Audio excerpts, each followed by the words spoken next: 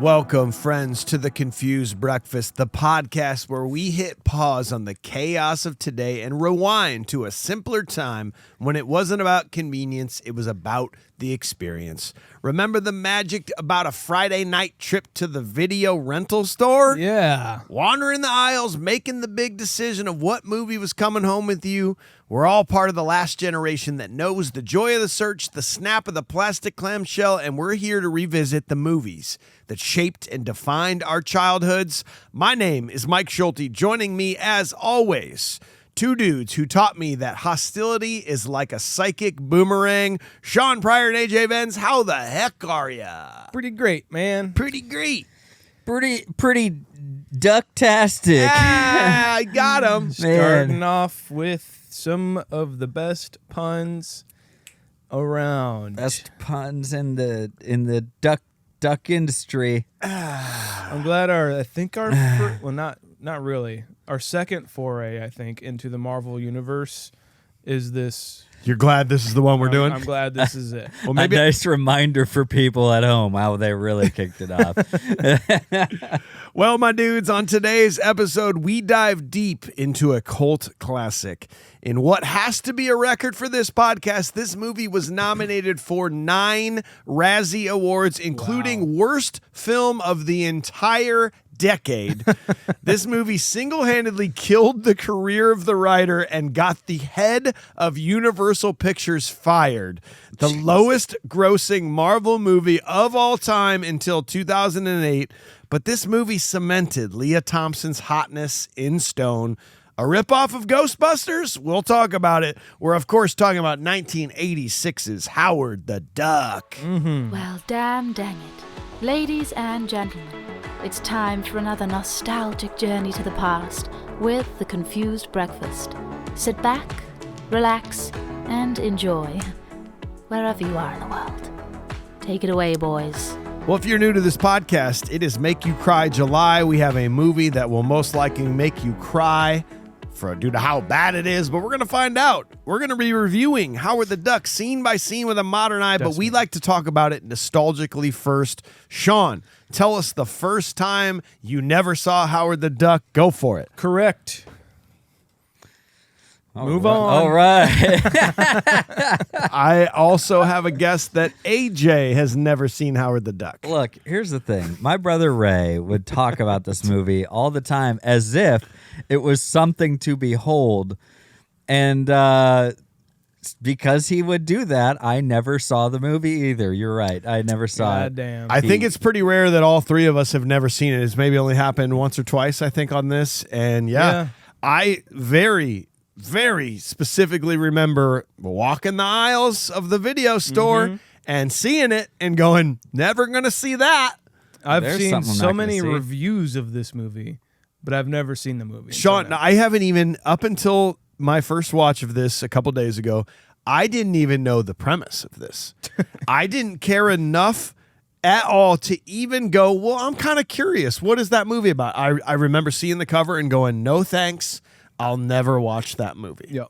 And I knew nothing about the comics. I knew nothing about the premise, and I left it that way until 43 years of age on a podcast today. We're about to talk about it. There was a deleted or not deleted scene, post credit scene of one of the Marvel movies. It might have been like a Guardians of the Galaxy movie, where they have Howard the Duck, and I feel like when I was in the theater, there was like an audible like sigh of like, oh, don't do this, please. And you're just like, I'm pretty sure that was the result. Yeah. Yeah. Well, we do have Starling on the show as executive producer. This was his choice of a movie for Make You Cry July. Okay, so you know those Rent-A-Center type places? When I was a kid, there was one next to a department store in this very low-tier mall.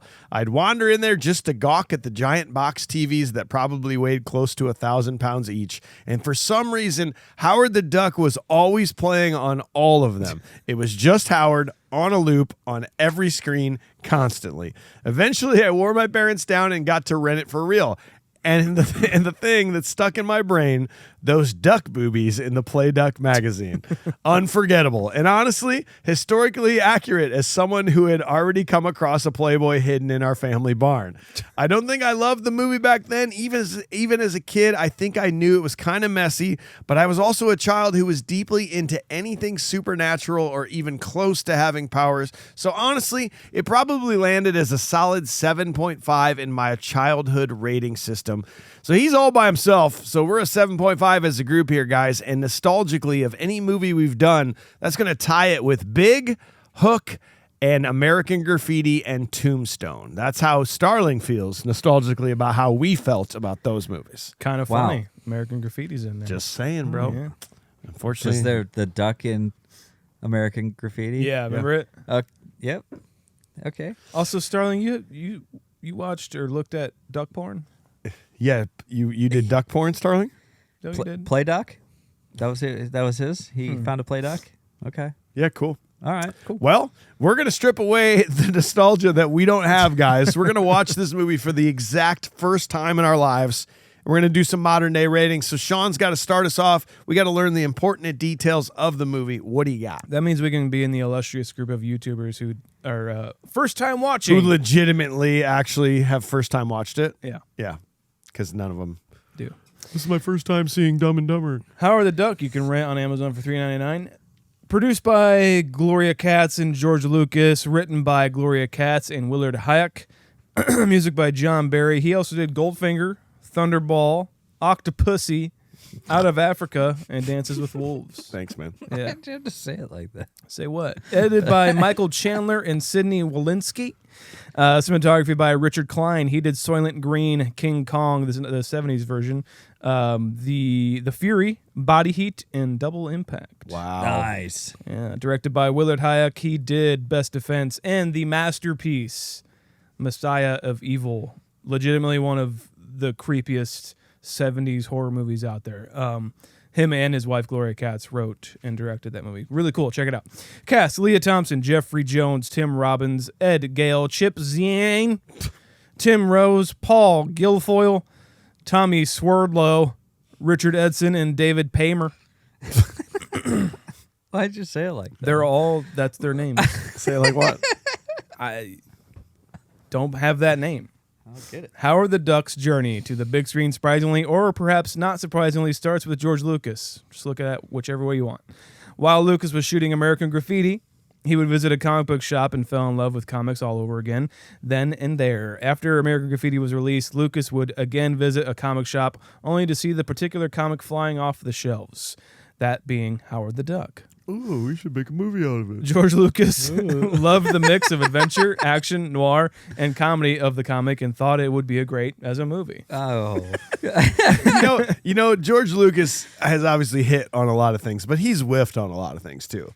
Yeah. A lot of things. I like to think now all I can think about is how like kind of boring and cliche this kind of origin story is. He saw a comic book like going off the shelves and he just thought, and he literally He saw just kids thought buying it. Money. I wonder if it's Dollar a good movie. signs. It's like, you piece of shit. So You know, when I first read Howard the Duck, I really just thought it'd be quacktastic. Well, I just felt like I really identified with a lot of what Howard had going on in his duck world. I came and, from poor, and now I'm super rich from Star Wars, and it's like you're in another universe. And ducks are a big part of my life. I wear condoms too. I feed them. I figured it'd be just like shooting ducks on a pond. Ducks on a pond. Fucking Christ. Longtime friends and creative partners of Lucas, Gloria Katz and Willard Hayek had just gotten done helping Lucas with some script elements in Star Wars: A New Hope, mainly the comedic bits. They were tasked by Lucas to write a script for Howard the Duck. Lucas said the comic's comedic sensibilities aligned with the writers and they'd be perfect for the job. Just as Hollywood does after all the pieces seemed to be in place, the film went into development hell for years. It's almost like a sign. Like just, wow, it's super weird. Could be. We'll see. We'll see what happens. Did the writers ever thank George Lucas for destroying their careers? I think the head of Universal Pictures lost his job Yes, they because made he this movie. greenlit this. because George Lucas wanted a Star Wars ranch. Fuck me. As rights waned and lawsuits were settled, the script was finally approved and the film was given the green light. Leah Thompson was cast as Beverly based off her strength in Back to the Future, obviously. Yeah. Jeffrey Jones was cast based off his performance in Amadeus, I think. And Tim Robbins was cast based off just pure trust by the filmmakers, as he had never starred in a movie up until this point. Timmy Robbins. For Howard, Ed Gale was hired to portray the physical performance of the character. For the voice of Howard, Robin Williams was cast. Wow. However, when Robin visited the set, it was a day where tensions were high, as they often were, and Robin got yelled at for being near a setup for a shot by director Willard Hayek.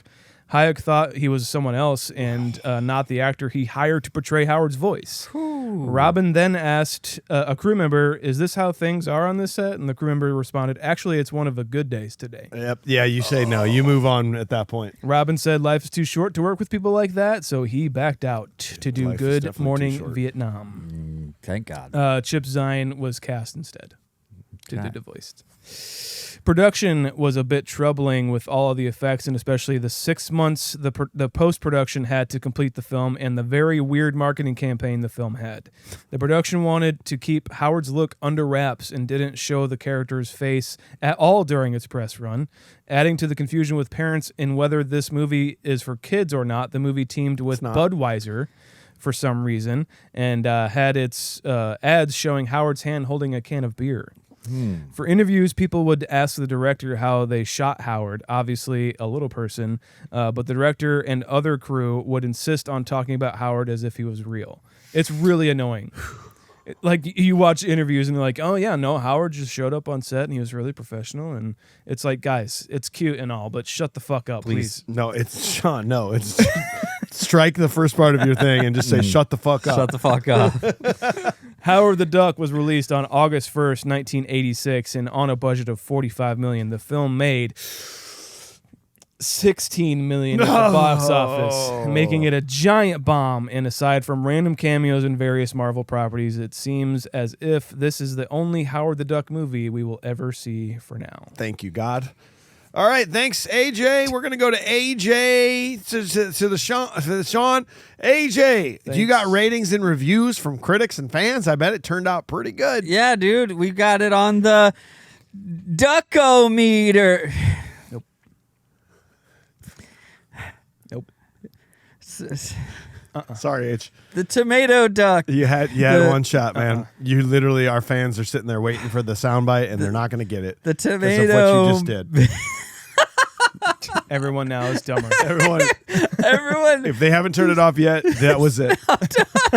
That was the moment. Well, might as well just order food. wait for it to go, because this ain't going nowhere. This is 13%.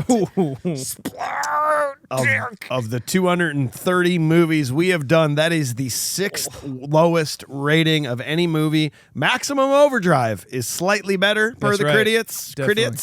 Critics. And Street Fighter is slightly lower. Those three are all in a row. You don't say. We just did all those. I know. That's so weird. Well, it's a 38%, slightly better for the popcorn meter, and a 4.8 on IMDb. That is overtaking last week's movie Anaconda and solidifying itself in the bottom 5 of any movie we've done per fans. Okay. Gotcha. Well, we've got, let's see, the AV Club. Howard the Duck has several jokes. Really, they're all just desperately unfunny.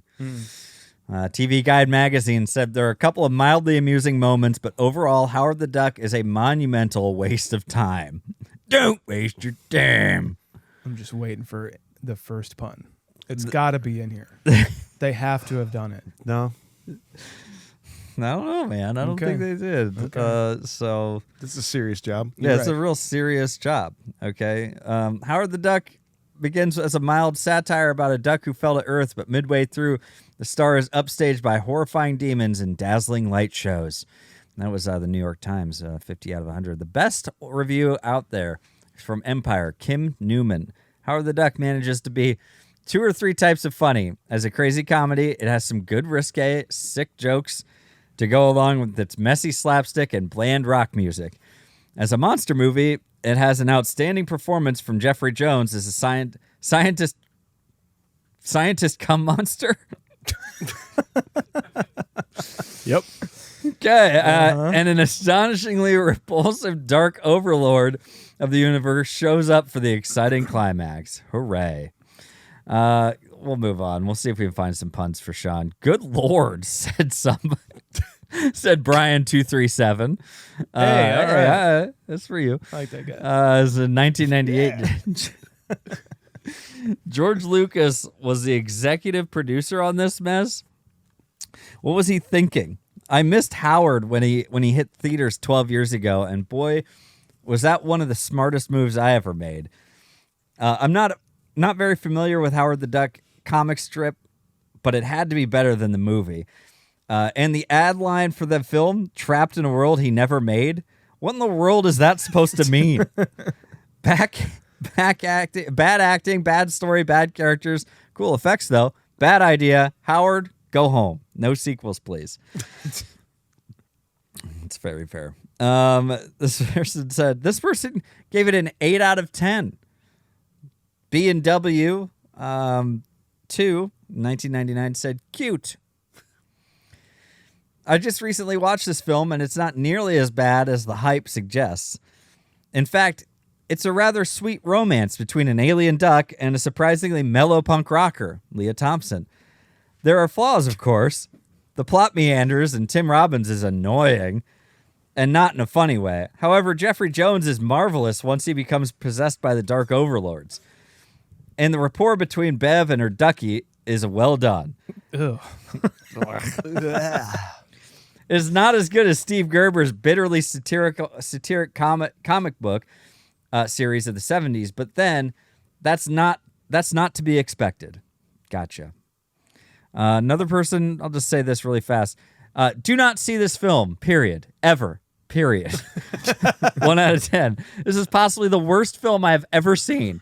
Absurd and ridiculous. The comedy has more ability to evoke tears. For that $3 rental fee is gone forever. Actually, try to get your money back. If the manager has seen the film, you just might. Fuck yeah. Oh, you know what? You're right. What? Try and get that money. You should try and get your money back. This is actually worth your time. It'd be worth it. It's more worth your time trying to get your $3 back from the movie store than actually watching this movie.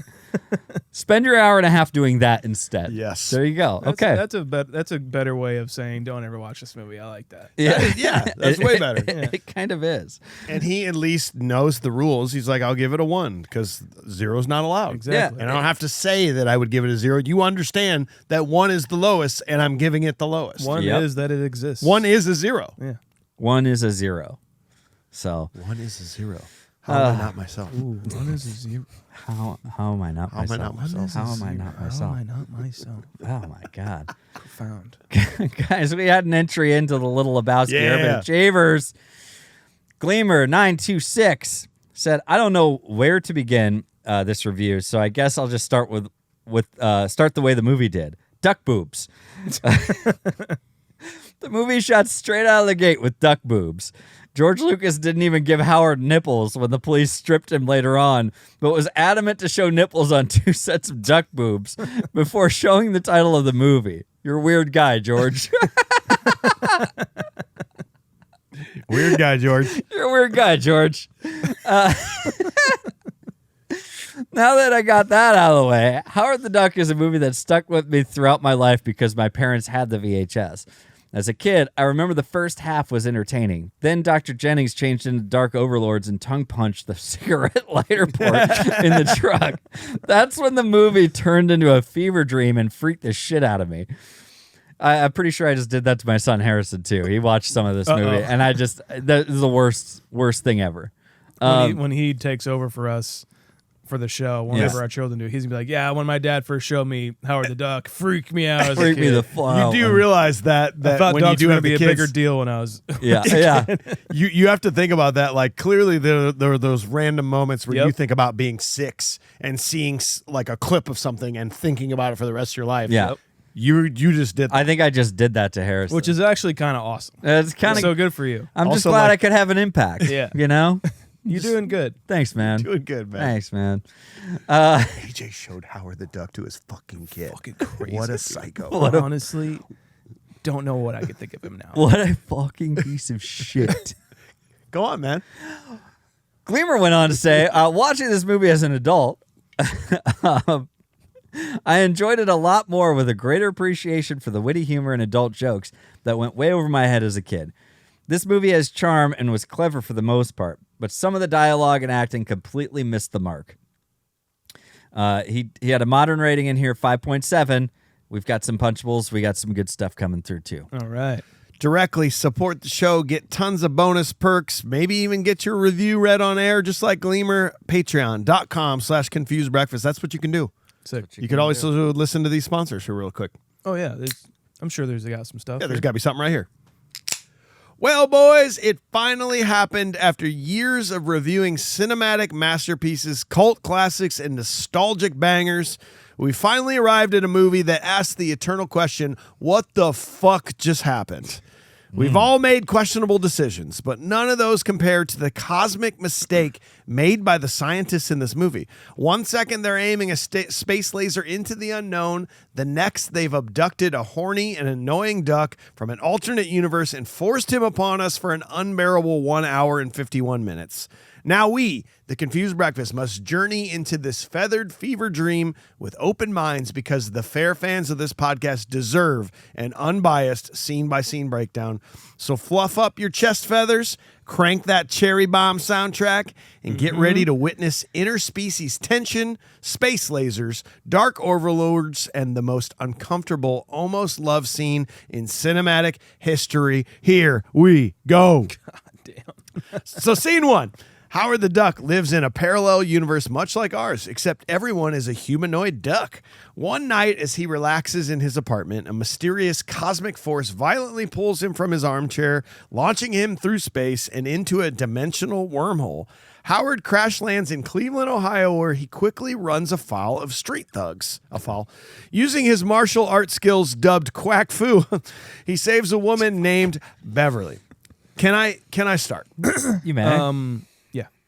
Never again. I said I never knew a single bit of information about this movie, and I never saw a scene from it. I didn't know what Howard the Duck looked like, and I hit play as a 40-year-old man.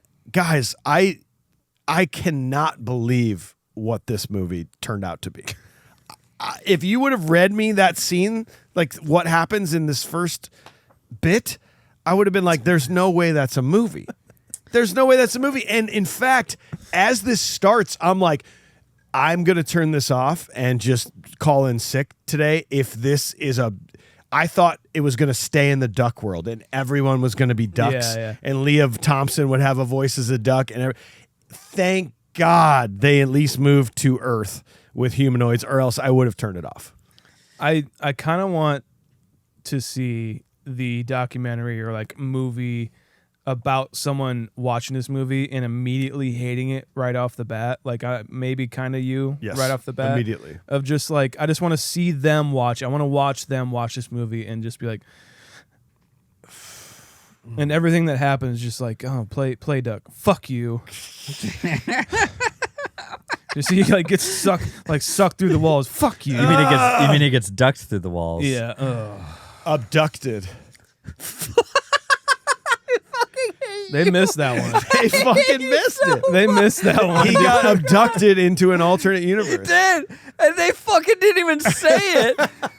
That's the worst fucking... That makes this movie even worse because of all the fucking things they could have punned. They didn't fucking even think of that. The beginning... That's the best joke of the movie, and it didn't even happen in the movie. The beginning 5 minutes. Take the belt. Fuck it. Take the belt. Fucking take it. That's great. The beginning 5 minutes is nothing but puns, and they completely grazed over that one. Oh my God. Dude. Okay. First time watching it, I made it like 30 minutes in before I even took a note because I was like,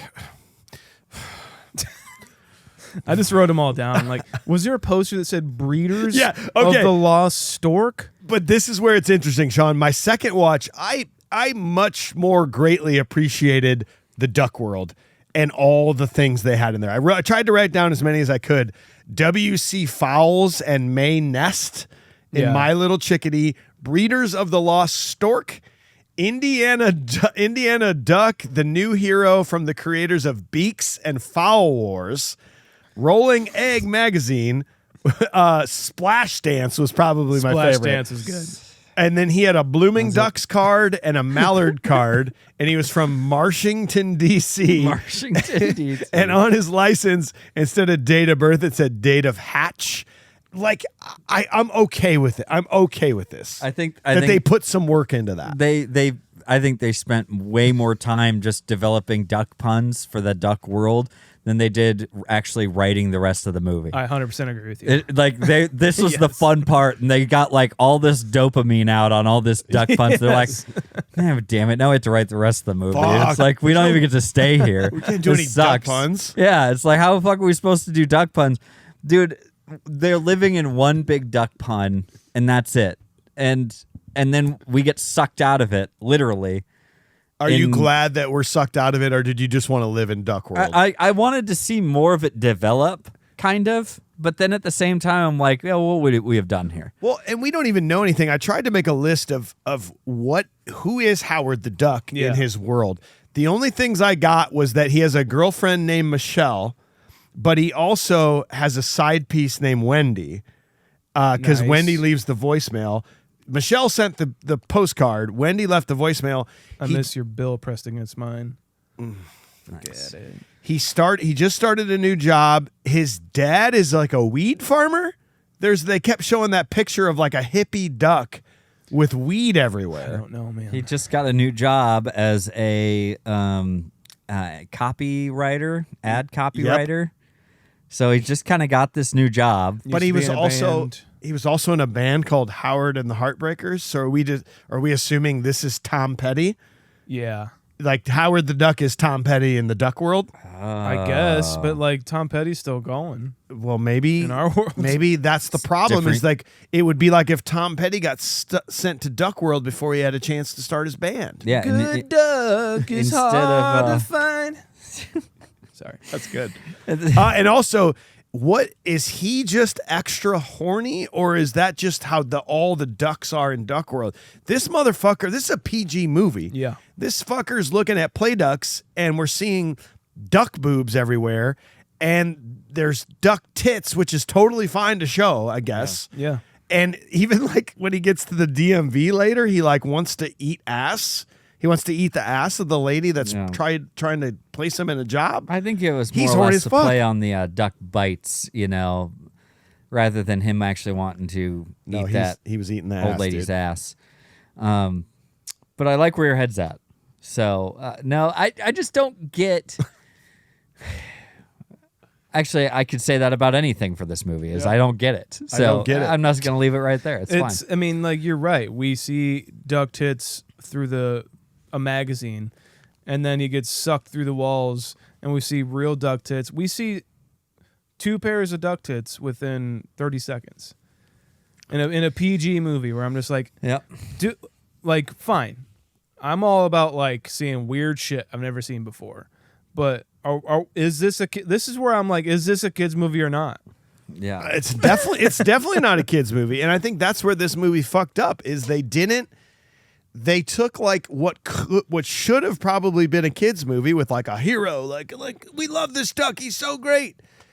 But then they wanted to make him like more adult friendly, but adults are like, what the fuck is this? I'm not gonna watch this. I thought Howard the Duck was like a detective or something. So did I. Like the noir part of it. Yeah, it started off as like a neo-noir kind of thing where like, he's like Humphrey Bogart. Yeah. And he's like, of all the women that walked in, whatever, he's smoking cigars and shit. I thought it was like his next case was coming up, and like when he got to Earth. Yeah, when he got sucked back to Earth or sucked to Earth, like he was like, oh well, I'm a detective, and he had to like solve a crime. Like that'd be actually kind of fun. And you could go multiple ways with that. You could make it more the kids route.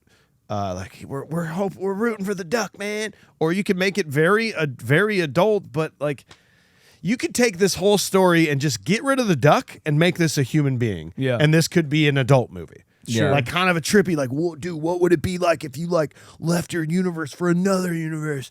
And apparently, I mean, the original comic. It's Back to the Future. It's Ghostbusters. It's Back to the Future. It's just every 80s movie they were like, let's do it, but with a duck. Yes.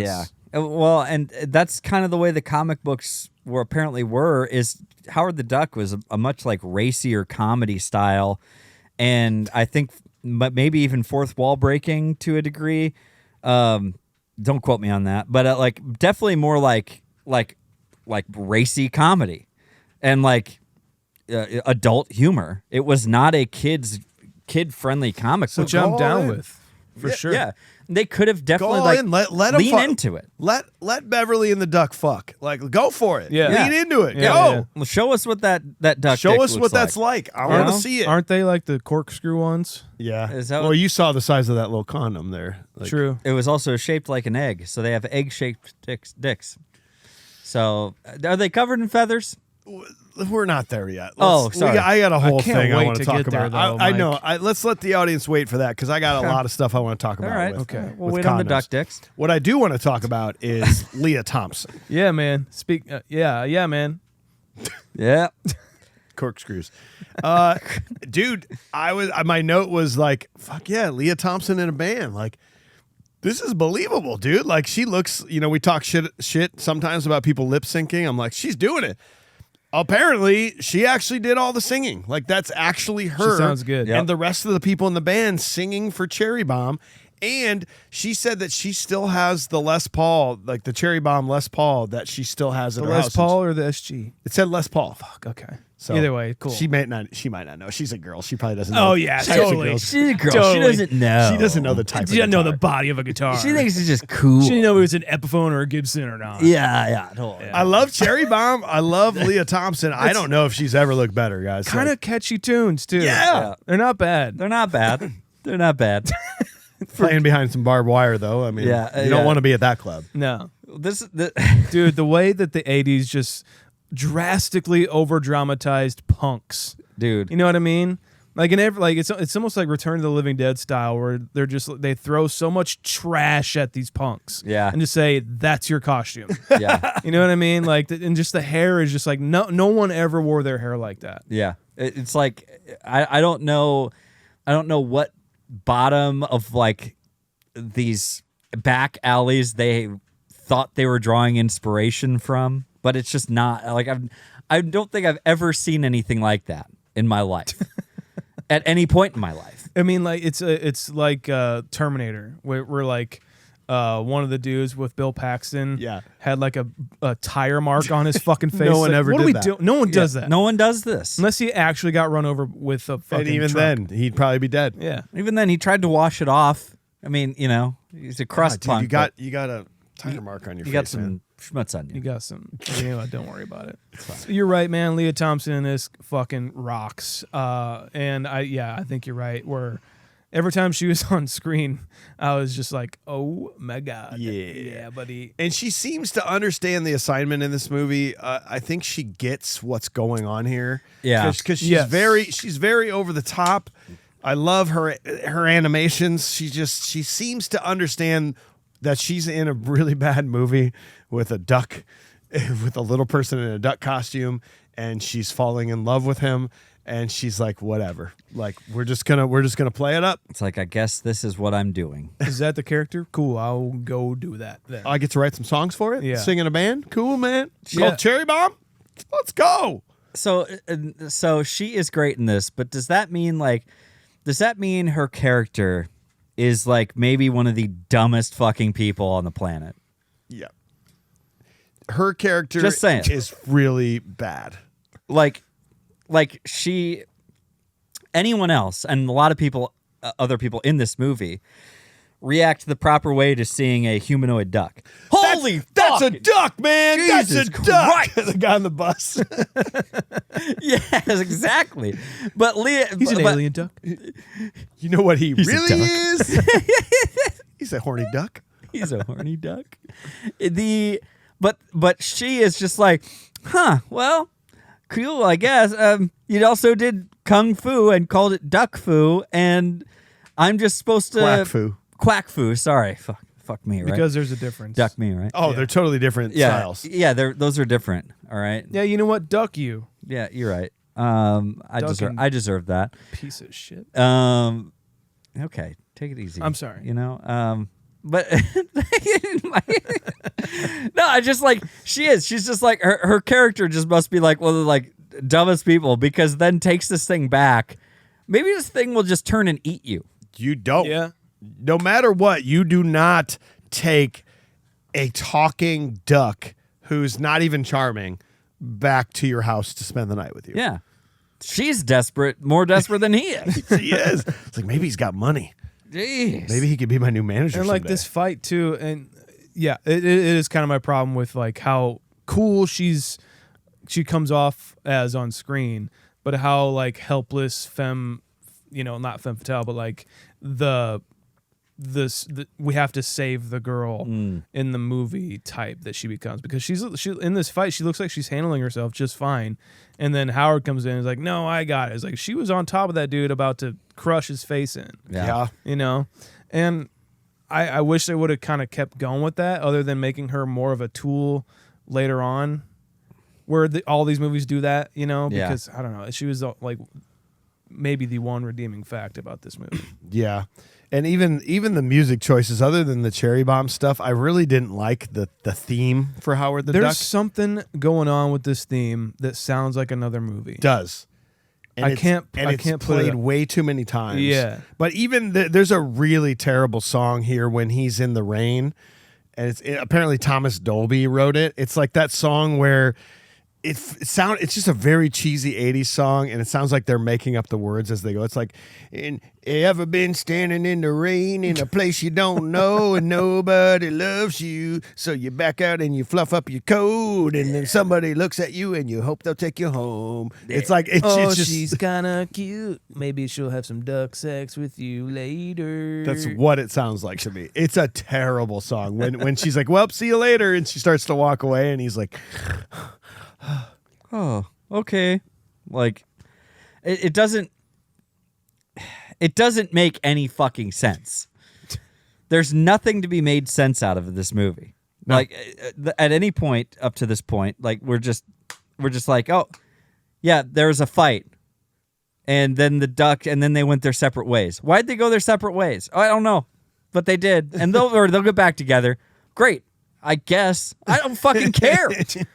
I don't. And don't you think, if you put it in your terms, if you're a human being who was sitting on his couch, got sucked through a wormhole and ended up in a world that looked like yours, but everyone was a humanoid duck. It was a humanoid duck, yeah. You wouldn't be cracking puns and jokes and being like, I'm going to fight these people. You would just be freaking out, going slowly insane in your brain because what the fuck is happening? Yeah, you wouldn't be hoping to go back to some duck girl's apartment trying to get ducktail. Yeah.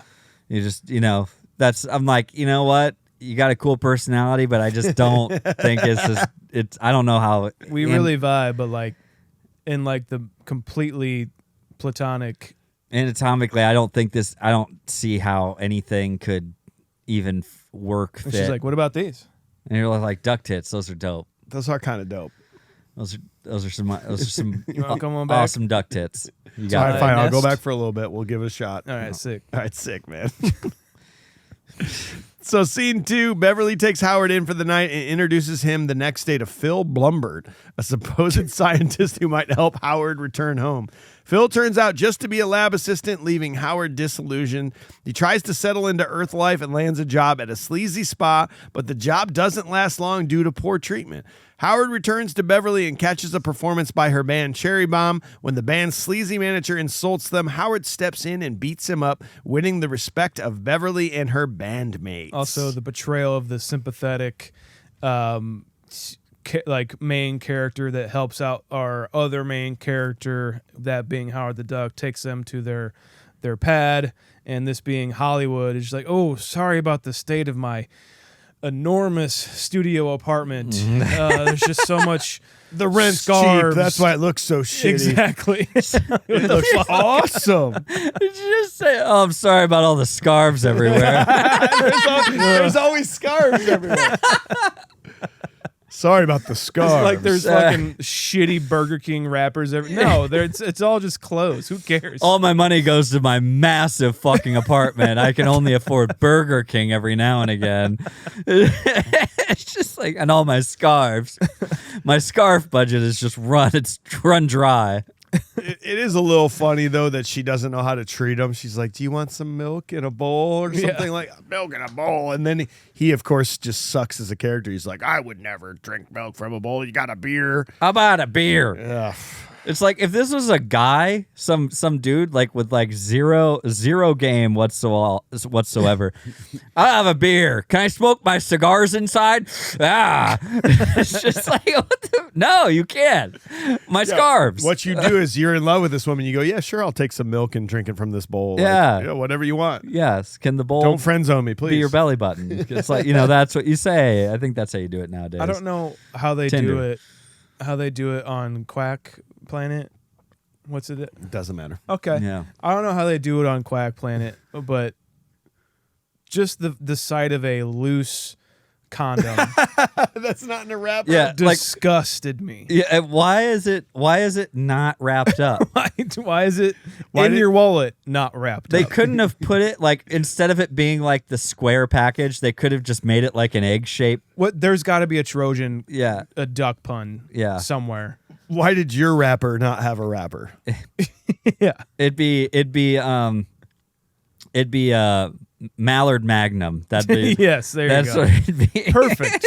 Whatever. That took 10 seconds. There we go. Got it. So We did it. Just put it in a package. But I think you need to know. We need 8-year-old kids to know what that is. yeah. Instead of just a package, they got to be like, "What's that, Mom and Dad?"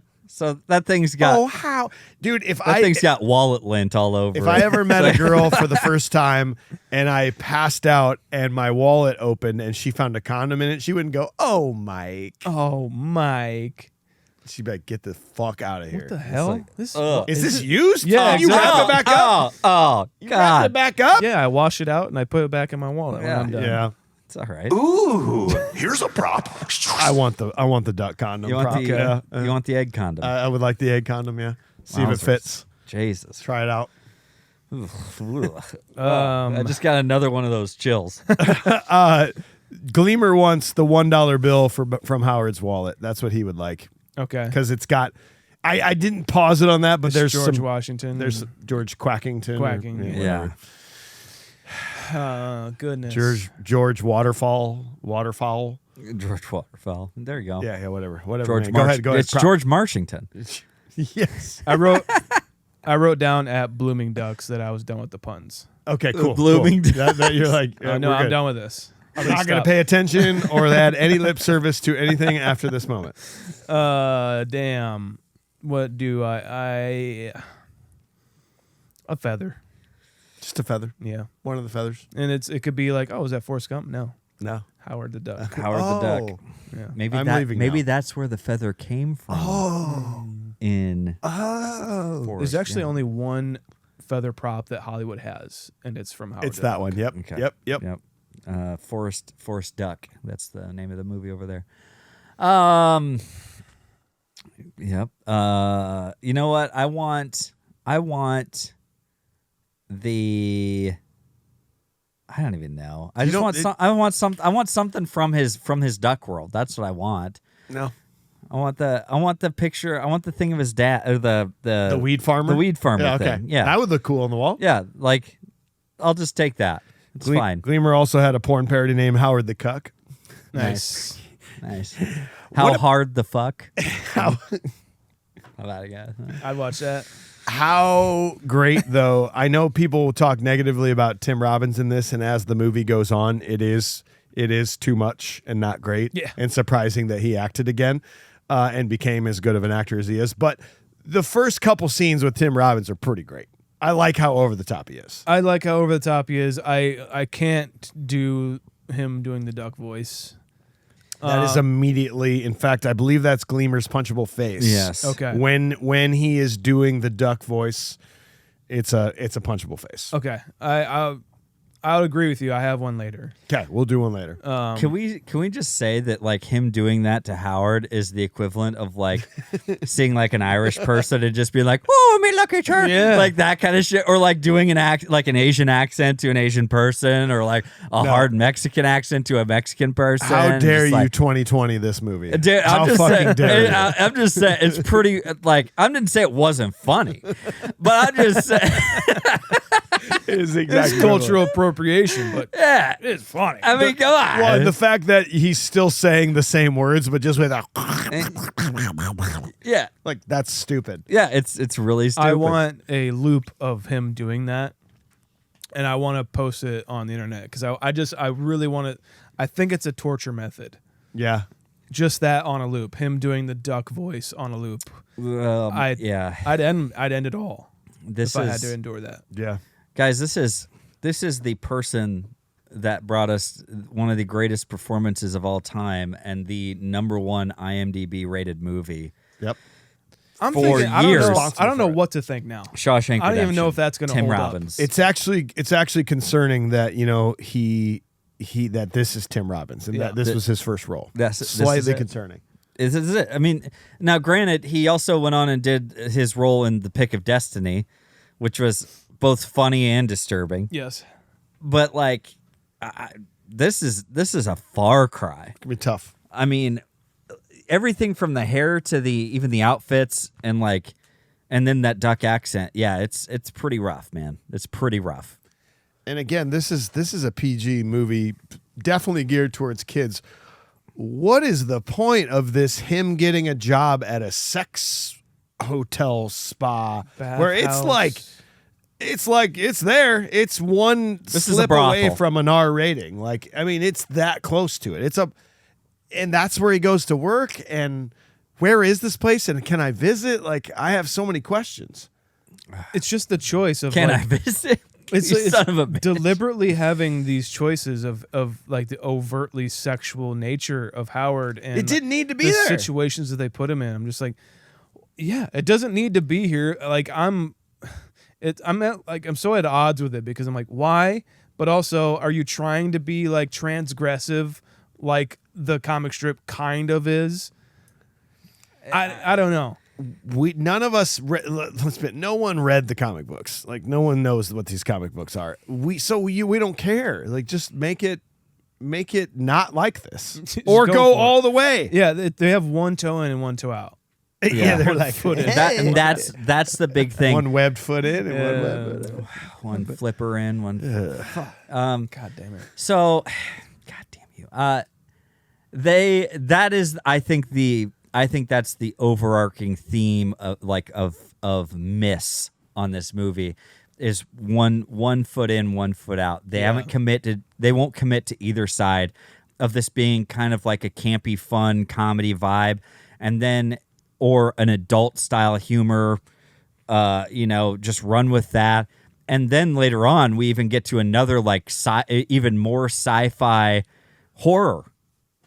Is what it ends up turning into. It goes Ghostbusters. Yeah, completely. And not in a cheeky way. Yeah, it's like genuinely creepy, not cheeky. Yeah, you're an 8-year-old kid not understanding the weird sexual references, and then you have a horrifying like horror movie to watch as an 8-year-old kid at the end. Yeah, what? Like no wonder this fucking flopped. It turns so hard on itself. Like there's nothing.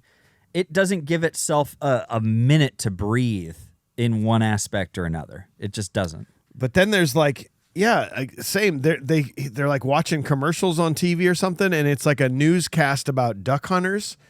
And the one guy goes, if every hunter can blast 15 of those fuckers from the sky. Jeez. What? You meant those duckers. Yeah. Duckers. They bleeped it out, man. God. I did like that guy. I liked his candidness, but also I just don't quite get why anything is where it is in this movie. That's what I mean, man. And I sort of like the structure of it because he has the falling out with Leah Thompson's character Beverly, and goes back to her at this point, right? And goes to her club. Yeah, goes to the club. Yep. Talks to her manager. I like the roundabout. Like she's the only person he knows in this land. Yeah. And I'm like, okay, I'm liking the setup. If I can try and skate the line of like whatever you're trying to do, either in or out. I can skate that line, and I'm liking it up until this point. I really am. I am too, actually. Like it's okay. It's okay. Yeah, and I'm just, like I said, wishing they would go either way or the other, and we'll get to where I completely fall off. But Or it's gonna be the same spot as me too. I don't know. It is a point where you just have to like. It gives you. This is the one thing. It gives you enough time of like somewhat normalizing this idea that he is here in this world now, and he might just not have a way home. And that just might be it. So he's got to, all right, well, if he's stuck here, then let's just get into it. A job. And he just, That's not the first thing I would do if I landed in Duck World. No, get a job. Yeah. I mean, what are you going to do? You don't have any responsibility here. You're fine. You're good, dude. You're a duck. You can sleep in the street. Yeah. Yeah. You could literally go to any pond and be just so comfortable. There is a fan theory involving this movie that I tried to piece together. Ferris Bueller's Day Off, the parking garage attendants that steal the car that takes Cameron's dad's car for a joyride. Obviously, after they took that car and joyrode it for hours and left their post, when they returned, manager came, fired him on the spot. It was like, get out of here. You guys suck. So down on his luck in Chicago without a job, that guy, his name's Richie, he called his friend Ginger in Cleveland. Yep. Ginger told him about this up-and-coming music scene in Cleveland and asked him to go work for him and his associates as they booked and managed a new band called Cherry Bomb.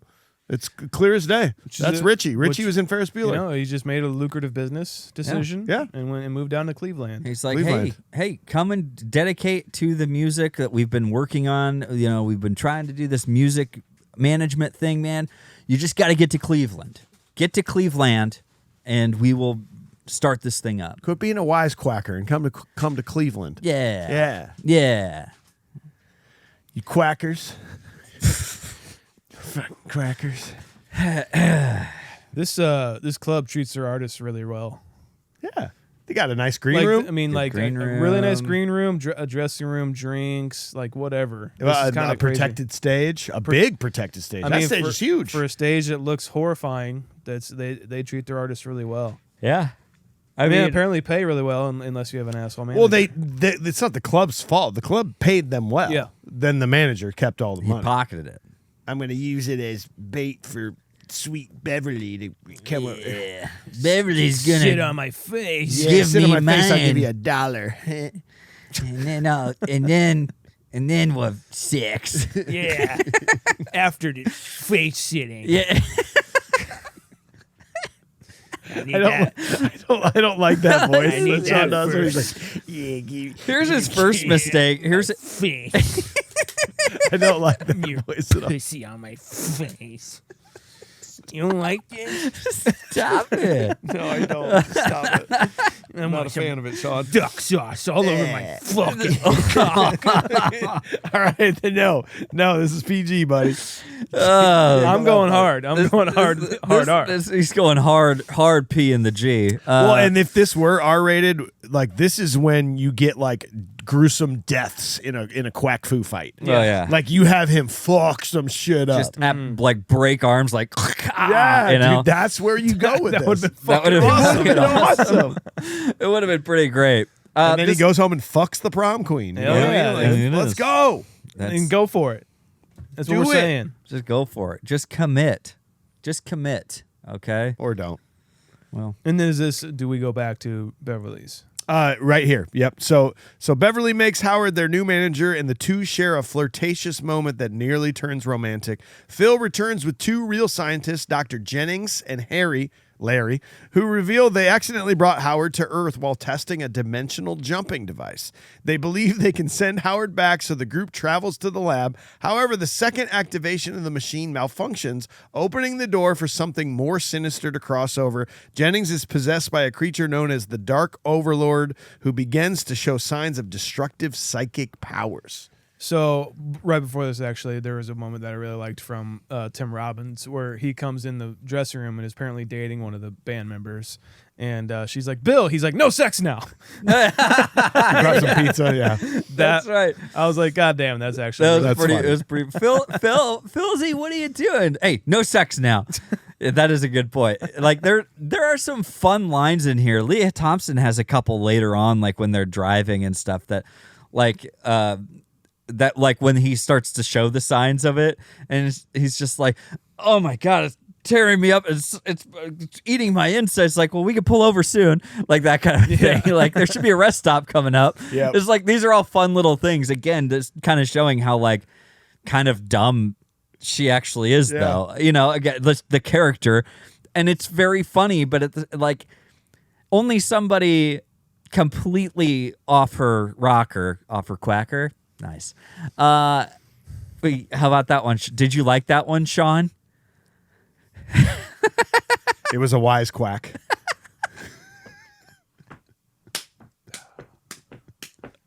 Just like, Slapping these knees. It's like, I yeah, smelled something.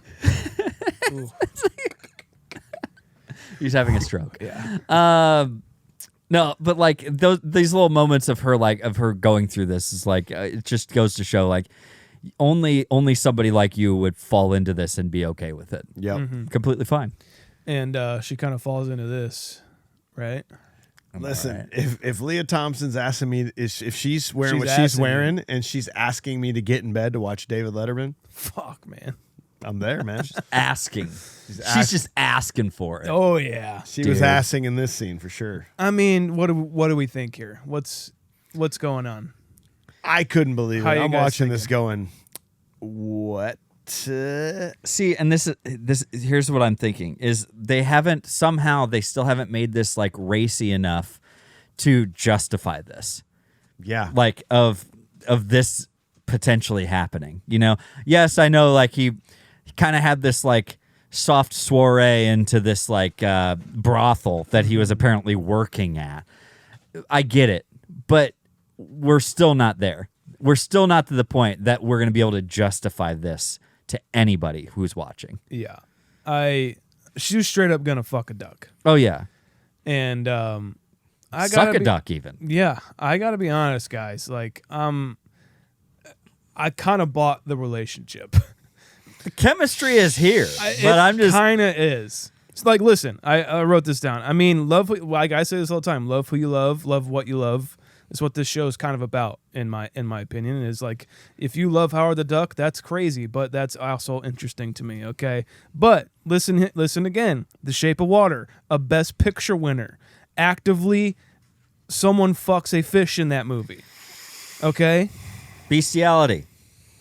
That's what I'm we're just talking saying. about here. Listen, It's not even like You show bestiality, you win Oscars, baby. Yep. Like that's it's what you not do. even like Or you a. cancel people's careers. Either or. Pretty much. You just cancel out It's not even writers like and of this earth, like the thing in Shape of Water. It's literally she's fucking a fish man. Yep. It's a fish man fucking movie.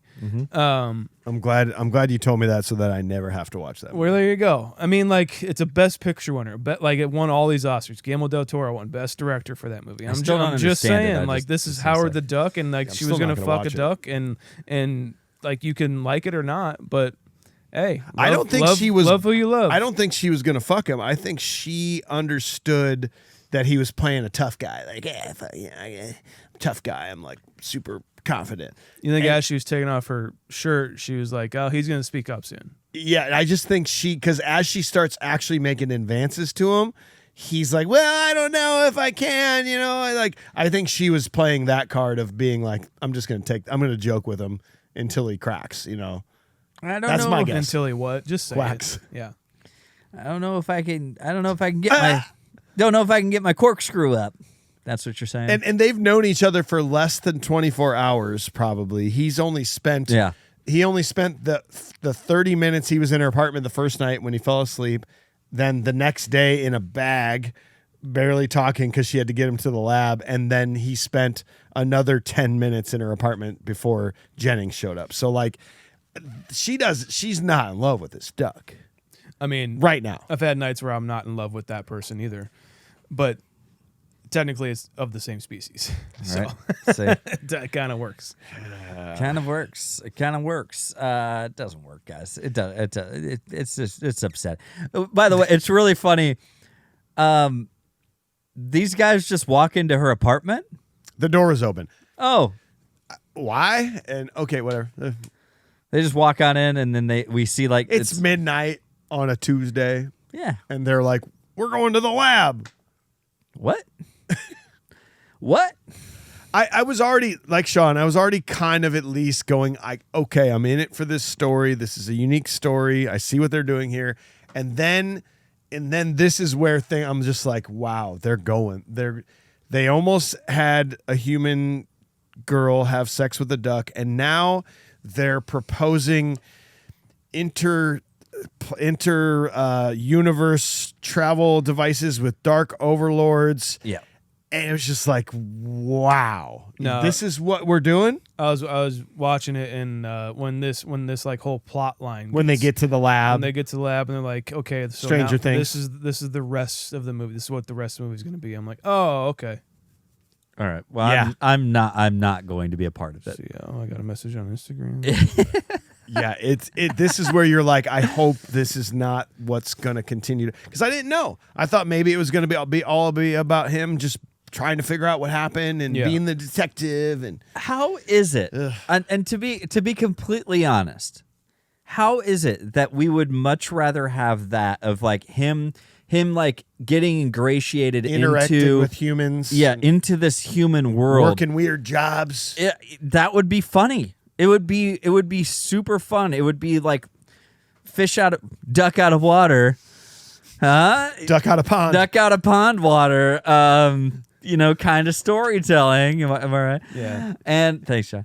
And we'd be along for that ride probably a lot easier than just being like. I still wouldn't give it a great rating, Well, but I'd be like, whatever. It's like we forgot about this space time or space travel, universe travel Correct. long ago. Yeah. We gave it up. We're like, well, that's over with, I guess. We'll just not have to deal with this anymore. And we'd be okay with it because you made us okay with it. You took us all the way to duck fucking. You did this. You made this happen. And this is on you. And we're like, okay, fine. Let's just see how far this goes. And then you're like, nope, intergalactic space dark overlords will travel through space and time to possess people? Not just become these creatures? What? This is where we're going. It's so far away from everything else we've had to this point. Somehow. Well, they just like gave us like maybe an hour of movie, just being like getting used to Howard being on our Earth, 45 minutes. And now at they're least. like, oh no, this is the plot though, for real. And I kind of hate when movies do that because I'm just like, we just kind of like pepper it in here and there, please. I don't know. I feel like there was a different way they could have gone about structuring this. But also I understand why they structured it like this. Yeah. Because it's easy. It's just kind of like, okay, now this is the plot. Okay. And it's pretty simple. So you're just like, okay, I guess I'll just watch it play out, Again, I think I kind of said this like last week. There's a point where like writing gets to a point that you just kind of, if anything else, all we can think is you think your audience is stupid. So it's just like, well, we've done enough outlandish shit. We can do whatever we want now. Yeah. And you just have to go along with it. And it's like, no, I don't, because now I have a cell phone that can show me anything else that I might want to care about. And I don't have to watch your movie even though it's on a TV screen. I don't have to do that anymore. It's not 1990s. It's not the 80s. I'm good. I don't have to watch this movie. Now I did, but I didn't have to. All right. So last week we talked about a performance from Jon Voight that was that's take it or leave it. Yeah. It's out there. It's there. Now we have Jeffrey Jones in this movie. What are we thinking here? To be honest, I honestly think that he's one of these things that kind of saved some of this movie. This part of the movie. I'm not Jennings anymore. Dude. First of all, is this him doing I think the voices? so. He's got to be. Guys, I'm going to tell you, Jeffrey Jones is the best part of this movie. Like, And I say what you want about the man Jeffrey Jones. We've talked about him many times. Look him up. It's pretty gross. Why he wasn't in the new Beetlejuice, but this man was a fucking hell of an actor. Yeah. this man He really was. This happened, this walked or crawled even so that Vincent D'Onofrio in, Oh my in fucking God. Men in Black Yeah, could run. Totally. Oh my God. Like, you have this developing creature who's breaking out of its humanoid shell, Foul-mouthed. yet foul-mouthed, if you will. Well, I mean, take that one step further. I'm just going over it now. Okay, all right. We're just gonna gloss over it. We need it. We can't keep getting hung on these.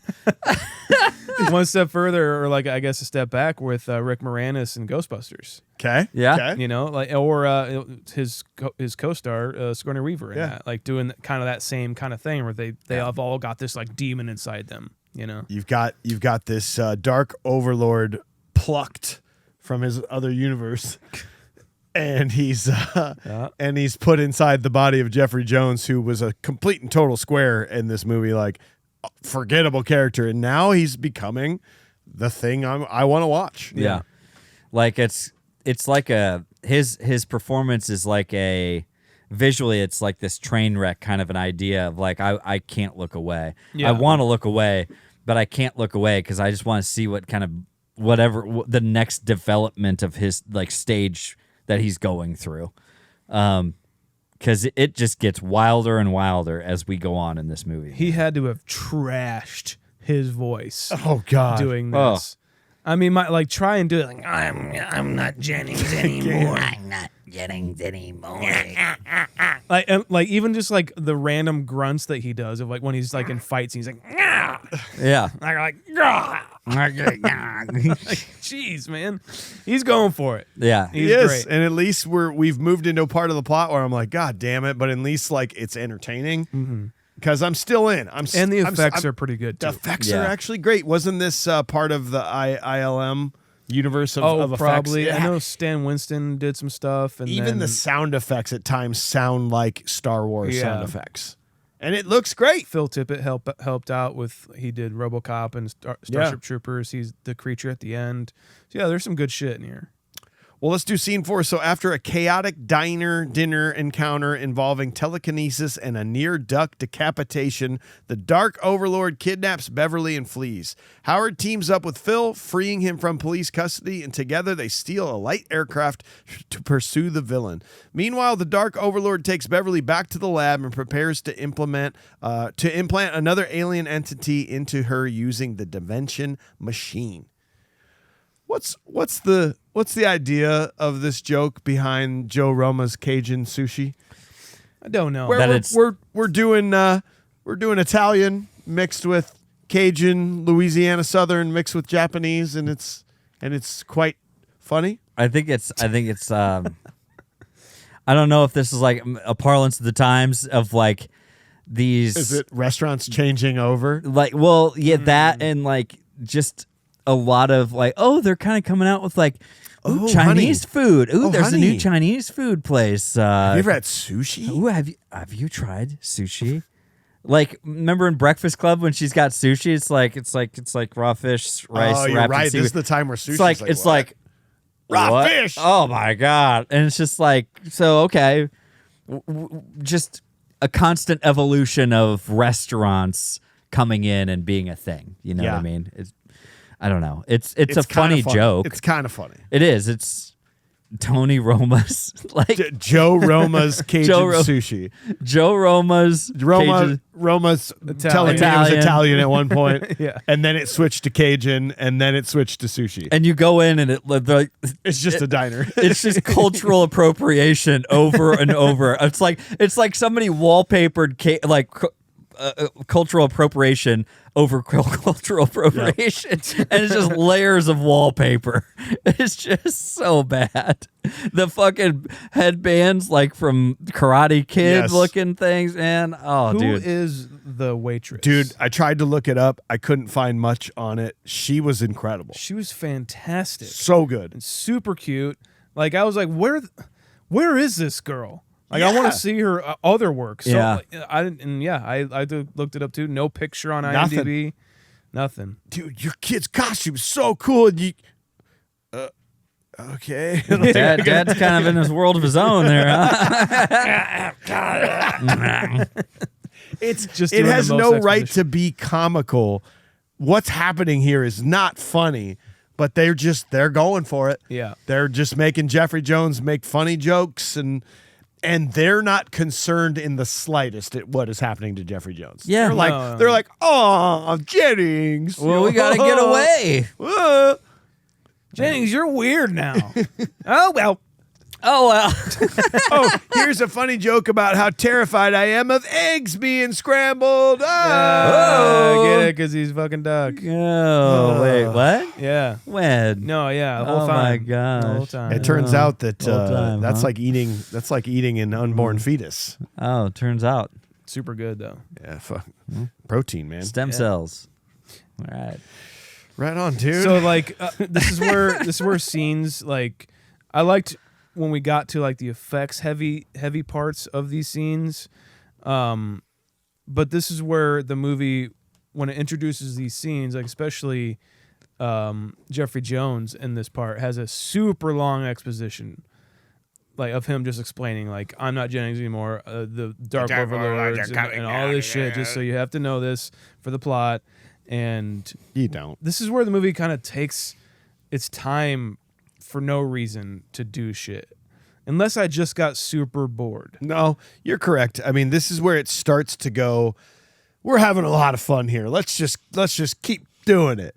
Because you're right. Like this is actually pretty great. The effects here are awesome. The tables and chairs moving and sliding out of the way, like pretty cool practical effects. But Yeah. it's just like, oh, let's get it over with. guys. Somehow it is still like it's just kind of exhausting because it takes a lot. By the way, we escaped from the very place that we have to go back to.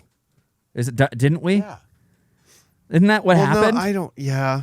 Because he got blasted. They took him away, but then now he's becoming more of the Dark Overlord, so he wants to go back there. right. Back to like to get some nuke juice. Right, but they had to escape because they wanted to do all this. They were doing all that shit with Howard, though, weren't they? Yeah. Isn't that when like the cops were like strip searching him and stuff?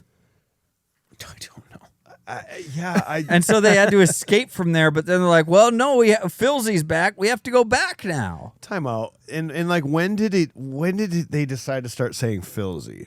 It bothered me. Dude, Filzy. It bothers me all that he the- says Filzy now. All the names, Ducky. Ducky, Filzy. Filzy, Bev. It's just like it started to get really annoying. At one point during my first watch, I started going Filzy. Like, Yeah. why are you saying that? Maybe I missed some funny joke that had to do with that, and it never. I went back the second time, and there was nothing. He Like, just started calling him Filzy. How do you make it feel awkward that you're giving somebody a nickname? It's super awkward. It felt It's because awkward. Howard the Duck is awkward. He's not. It's not a great character. He's not a hero. He's not like there's no qualities in him that make me go, I hope this guy pulls it off. It's just because he's a duck. No, even if In this a was different human, world. even if there was a human, I'd be like, No, that's what I'm saying. It's like that's the only thing that we can justify. It's like, oh, he's different. poor guy. He's just different, so he can be a hero. It's like I don't think that's how it works. I don't think that's how it I works. don't think it is. Yeah, saying. I have nothing to say. I have nothing to add to this conversation. And it just goes on too long. There's a Dark Overlord, Jeffrey Jones, shooting fireballs out of his eyes and moving things and explosions, and these people are still like, get him. Yeah. Yeah. That's why it takes so long. The whole restaurant teams up to cook Howard. What? Yeah. Yeah. Because they're sick of sushi, and I don't know. Yeah, well, We and gotta if get you- out of here. We If gotta you get got, out of if here. you, if you started to fall out on this is where I would say 99% of people that have watched this movie that have given it a bad rating will say that this is the exact moment when it just goes, yeah, you fucked up. And I think it's this airplane scene. Yeah. Because actually it's kind of okay. There are some cool shots. Like when the police chase is happening and the cop cars like ramp over the hill in unison and the plane's doing some like Iron Eagle shit. It's cool for 30 seconds. Mm-hmm. Dude, this is like 15 minutes. This takes I fell asleep during this part. And it's the most action-packed scene I of the movie. woke up, I was like, wow, shit, I better restart this movie. And it's still on the airplane scene. You fell asleep and woke up in the airplane scene? Yeah, and it was still going on when I woke up. I thought I fell asleep for the rest of the movie because I felt like that rejuvenated. Dude, I'm serious. Like I sat. All I could think about from this point on is like, this is still happening. And eventually they start firing guns at them, and like the ship is, or the plane thing is smoking, and Filzy, all he has to do is climb up and like reattach like a little thing, fuel hose, a little fuel hose that apparently a BB knocked loose or something, and there's like holes in the wings. That's not a big deal, but like that's all he has to get up there, and it just goes on for so long, dude. I would like to have a clock to see how long that I whole bet you're stretch not actually wrong. is. It's like 15 It feels like minutes. 15 to 20 minutes. I'm going to look it up right now to tell you, though. Like, it's daunting. And it didn't even need to happen. It No. wasn't even like an important part of the plot to be like, it's very important that they have to get on this plane to make it to this thing and do this thing. It's not even important to the plot that they're... And then you have to find your wings, ducky. But then Filzy like turns on him and is like, he's here, he's got me kidnapped. But then he's like, we're friends again. And Yeah. Listen, man. listen, I literally can't tell you about this scene because I fell asleep during it. I don't know what still happened. tried to watch it another time. And you No, couldn't I do don't it, care about it. But that's the thing. It did have some cool moments. It just was way too long. It did. It was so long, and it was anticlimactic of them like finally getting there, I guess. Like the idea of them finding this thing, and Phil puts it together, I guess, but there's just not a lot to be made out of it. I did like when Filzy was in the cop car and he was pretending like he was a fake duck going, Filzy. Filzy, for no reason, because then he just walks over there. Yeah. Well, he walks over there. He walks over there, and that's, again, kind of another little funny part. Could have been, this is the kind of comedy it could have been, where he says, you got to let me out. Oh, there's no handle on this door. So he's like, it's all right. He just opens the door, but then he goes out the front window somehow. This cop car, and you're just like, what is going on? Nope. It's like, it's not, you could have made a decent joke out of this, but you didn't. It like fell flat again. Yep. I don't know. But you still had some great moments with Jeffrey Jones, like in the semi, and some more graphics of him continuing to go off the rails. Yeah. And, like the cops trying to stop him, but he blows. Like that at least looks okay, in my opinion. Yeah. Better than like some of the Anaconda effects we just did last week. You know? True. Yeah. Yeah. I mean, like it's like the shit out of the eyes, like Yeah. it's like thunderbolts or whatever coming at. It's cool looking, and like the makeup on Jeffrey Jones getting gradually worse, is actually cool too. Yeah.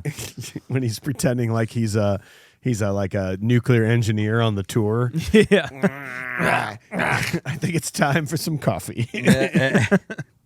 All right, so final scene. Howard and Phil arrive in time to stop the process using an experimental neutron disintegrator to blast the alien. The creature reveals its true monstrous form, leading to a final showdown in which Howard successfully destroys it with another blast. However, the Dimension Machine is still active and threatens to bring more creatures through.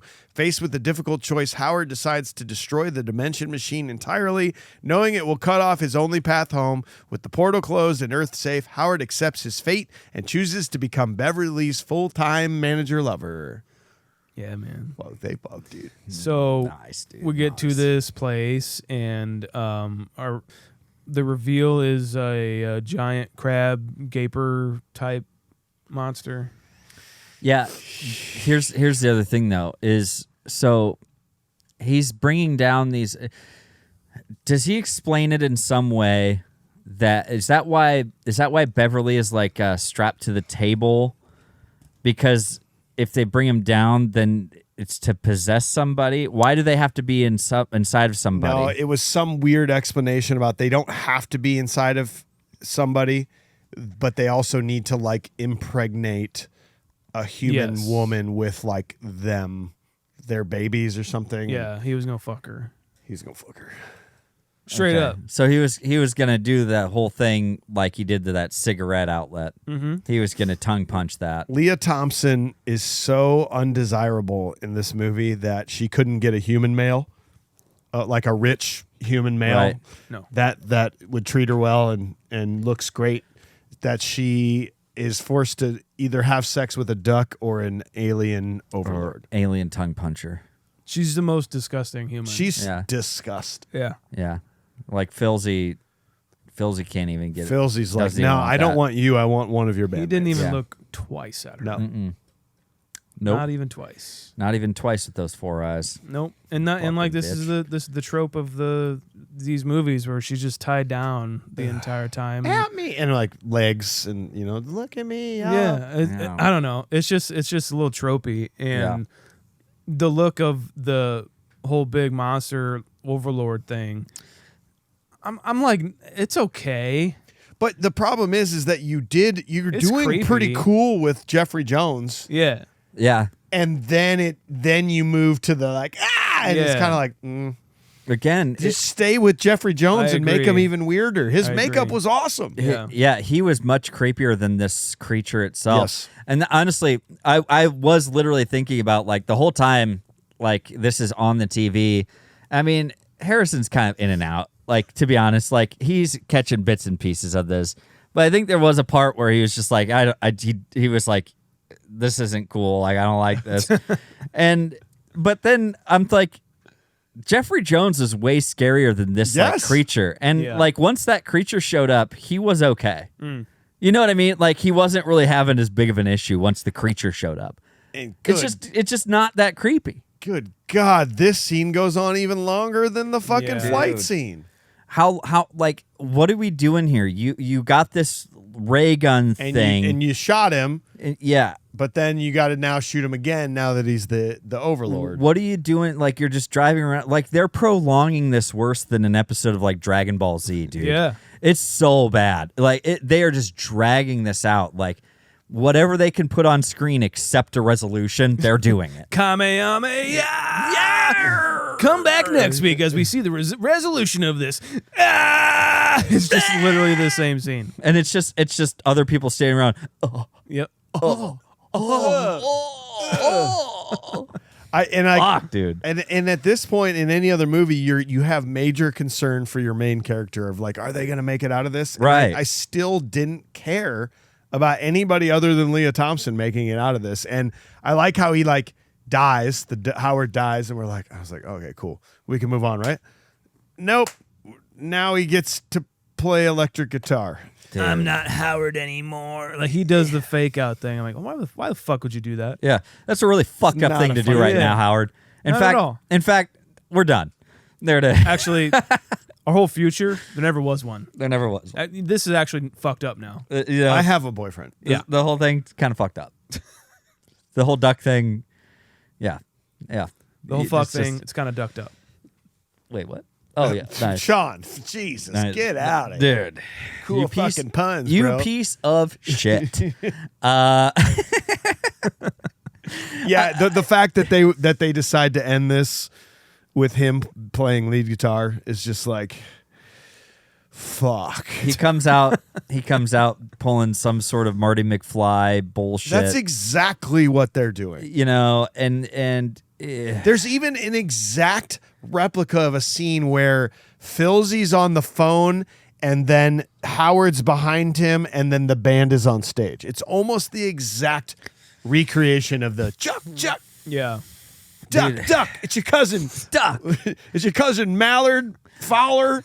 Mallard Berry.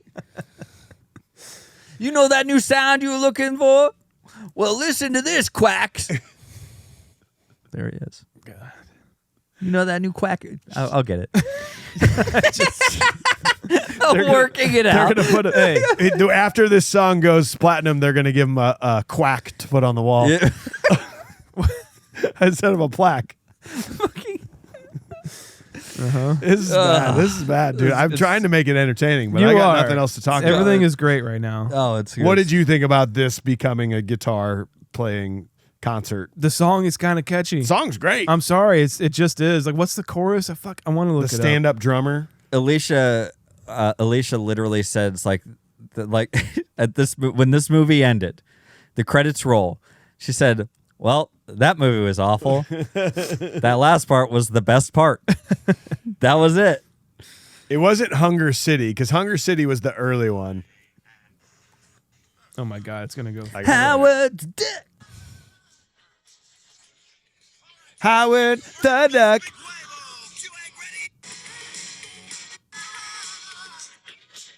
The stand-up drummer. Oh God! How can you sit down to this? Just give me the chorus. Even his voice sucks. Hey. Howard. John, don't. John, damn it. Make everyone watch the movie. Such terrible tone of that guitar. I heard it say, Howard the Duck. It's kind of sick. Howard the Duck. Dude, that fucking guitar tone pisses me off. It's bad.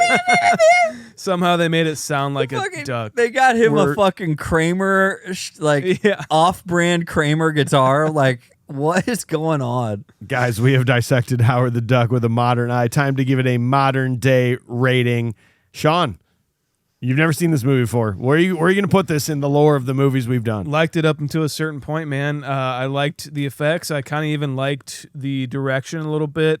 I liked where it went hard on the like weird hard R-ish side. I liked suggesting that, like we talked about in the episode. I wish they went one way or the other, because I want to see that version or a different, just mixing these tones is a little weird with a fucking Marvel Howard the Duck movie. It just seems this movie needs to be maybe not even 75 minutes long, in my opinion. I think you got to hit 80, right? Isn't 80 you got to hit it for I don't a full even length? care. No. Take 5 minutes off of that. I don't know. It's just way too long. It's certain things are just so predictable, in my opinion. The effects of we didn't say the little person who was playing Howard does a great job, dude. The way he walks around and the way it interacts is actually pretty great. Yeah, I totally buy it. I think like being in that costume probably was a torture. He did a great job. Leah Thompson's amazing. Jeffrey Jones kicks ass. But this movie kind of sucks, in my opinion. I'm gonna go 4.5. 4.5. AJ, what about you, buddy? Oh, man, this is up there, and when I say up there, I mean down there. That's a funny joke. That's quacktastic. All right, it is an okay song at the end, and that's what we kind of got out of this. Somehow we got salvaging performances from Leah Thompson, Jeffrey Jones, and even Tim Robbins. I will give him the credit, and yeah, Ed Gale and the voice actor I think did fine. I actually don't know if I could have seen like Robin Williams doing a voice on this. It would have felt almost out of place. They talked about how he couldn't because like he's an improv guy, and they wanted him to be. It was already shot. Yeah, the voice was already moving. Yeah, he had to mimic what it was. Yeah, he had to read it line for line if he was going to do this. I don't know. Oh, hey, are you know? Hey, oh, that's quacktastic. Like, what are you going to do? I don't know. I don't know how you salvage this movie. Robin Williams wouldn't have even been able to do it, and it's just there's too many ideas floating around. They could have just stuck with one, and if it would have gone well, brought us a sequel with more of the space shit going on. I have a really hard time. Like I had a hard time just watching this movie 2 times. That's all I could watch it, and it was really tough. I don't know how I could revisit this movie and justify it. I've got to go down. I have to give this a. This is a 2.75. 2.75.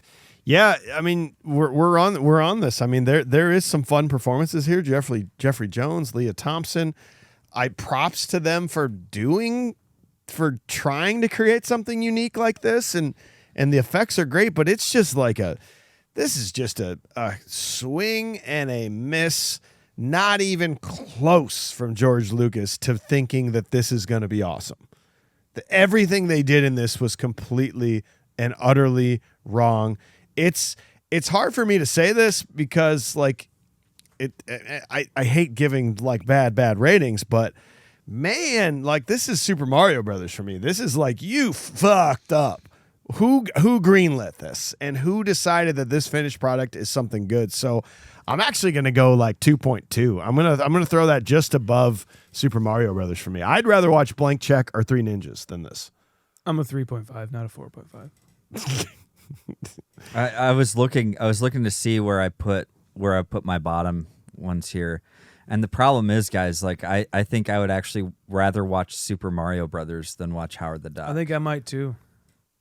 And if you want to change it, that means I'm going to be giving this a 2.05. Okay, hang on a second. 2.05 for AJ. Yeah. I'm a 2.2. Sean, are you changing yours? What am I at Super Mario? You're a 3.5. I don't know what you are for Super Mario Brothers. Okay. Well, 3.5 then it's fine. No, you want to know? Sean, Super Mario Brothers is you gave it a 2 for you. I'll stick with 3.5. 3.5. Well, we got to talk to Starling here. Starling says, not Howard the Duck being the first Marvel movie kicking things off with a full-on multiverse theory straight out of the gate. Howard waddled so Iron Man could fly. We opened on Duck World, where apparently every name is a duck pun. But why does this postcard say Howard T. Duck? Isn't everyone on that planet already a duck? Like, that'd be like me signing a letter, Starling T. Human. That said, I have to give it up for Howard's apartment set design. It's detailed, weird, and honestly a fun city vibe. I don't know what his job is, but I could feel him just coming home from a day of work and relaxing, watching TV until bed. A good life. You can tell the props team had fun with that apartment. And you know what? I'm officially team practical effects. Howard's animatronic face actually holds up. His eyes move. His mouth sinks. He's not realistic, but he's not distractingly fake either. He's like the midpoint between a theme park mascot, except I cannot get over how much his face looks like Macaulay Culkin if he were in a duck suit from Home Alone. Let's talk character arc. Howard is all over the place. He goes from terrified intergalactic traveler running from everyone to full-on quack fu master in 12 seconds. What happened? And then there's Leah Thompson. She's acting like she's in an Alien Duck remake of Cabaret. Fully committed, hair teased to the heavens, and delivering every line like she's up for a daytime Emmy. She's somewhere in the category of overly committed and acting too hard. Her performance isn't subtle, but it's passionate. They paid her to star in a movie, and by God, she's going to give you a performance. And Leah Thompson's band scenes? Rough. Like, why is my left eyebrow twitching? Rough. One more synth solo, and I was going to throw myself into a dimensional portal. Also, minor confession, this movie featured the first condom I ever saw, and I remember being a kid trying to figure out what it was and why it was just casually loose in a wallet. I really did learn too much from TV as a kid. The movie really goes off the rails the minute the Dark Overlord shows up, like we were already skating on thin ice, and then someone said, you know what this talking duck movie needs? A nuclear laser battle. It could have been a tighter, weirder, better film if we just stuck to the Get Howard Back to Duck World storyline and left the demon with tentacles out of it. And yikes on the special effects.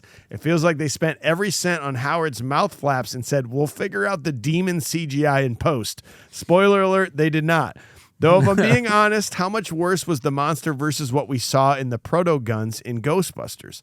I don't want to be harsh on everything, though. It would be easy to be with this on this one.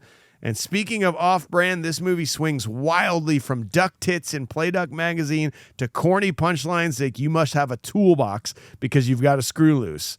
Like, what is this tone? Is this for kids, teens, college stoners? Unclear, but probably yes to all three. This movie has some of the same chaotic energy as Short Circuit, but somehow way less good. And while I was preparing to drag Tim Robbins, I gotta say, he actually committed to this obnoxious character like Oscar nominee Tim Robbins gave it his all. And honestly, that's the most heroic thing in the movie. I can't hate him for giving it his all. I don't hate Howard the Duck. It's weird, it's campy, it's 80s excess with no leash. It just needed a little more focus. It started off with one story, took a hard turn, and went in a different direction with different scenes on a storyboard that weren't very well tied together. Had this been made for less, it would have been a cult hit instead of a legendary flop. I genuinely went into this thinking that I would probably land around a 6.5. I expected not to enjoy it as much as I did as a kid, but man, it really is a stinker. I have to ask myself what I'd rather see, this again or Airplane, and sadly, it looks like I'd rather see Airplane again. So for that reason, I'm going to give us a 4.75. As a group, my friends, we are a 3.125. 3.13, we'll call it. And on our list of movies, that is now going to be third from the bottom. That's going to be above Super Mario Brothers and Blank Check, but below Cocktail and Three Ninjas. I don't know. How do you feel about that ranking? Good for me. I mean, it makes a lot of sense. Let's be real. Like it makes a lot of sense. Yeah. Well, we did it. We're hoping you had fun with this at least. Hoping you like the duck puns. Thanks for being here. Tune in next week. Make You Cry July is over with Too Fast, Too Furious. Then we enter Summer of 70s. All 70s in the month of August. Starting off with AJ's favorite movie, Dawn of the Dead. Yeah. Wait, what? Yep. And if you're new to this podcast, go back this time last year. Live episode from Chicago 1 year ago. Rookie of the Year, my friends. Dang. That was a lot of fun. 1 year ago, man. Can't wait to go back. I want to go back so bad. Our boy Daniel Van Kirk is doing that same comedy festival here coming up in a couple weeks. So yeah, nice. So if you're in Chicago, look up our boy Daniel Van Kirk. Yeah, definitely. And we got Brian on the controls. We love having him here. And you know we're at Upload Media Group in Cedar Rapids. Learn more at uploadmediagroup.com and check out our network, Cloud 10 at cloud10.fm. That's it for us. Goodbye. Quack you later. Have a quacktastic day. Make sure you get quacky. Go quack yourself. Get quacking. Go duck yourself. Thanks again for listening, guys. We really appreciate it. Make sure you're checking us out on YouTube here in the studio, hanging out with us live and in person in the studs. Check us out on social media. Search for Confused Breakfast at Confused Breakfast anywhere on social media. And please leave us a review. 5 stars on any platform that you're listening on. Write us a comment on Spotify or an Apple Podcast. Write us a review. We love to read them. Go to confusedbreakfast.com as well to see the merch that we have. You can see the shirts. We have new shirts up there. It's awesome. I believe it. You can go to confusedbreakfast.com as well to see the ratings of the movies that we have covered. You can see AJ's ratings. You can see Mike's ratings. And you can see my ratings and the show's ratings overall. Goodbye. I love you. Thanks to Brian on the controls here at Upload Media Group. Learn more at uploadmediagroup.com. And learn more about our network, Cloud 10, at cloud10.fm. We love you so much. Go on to the next video.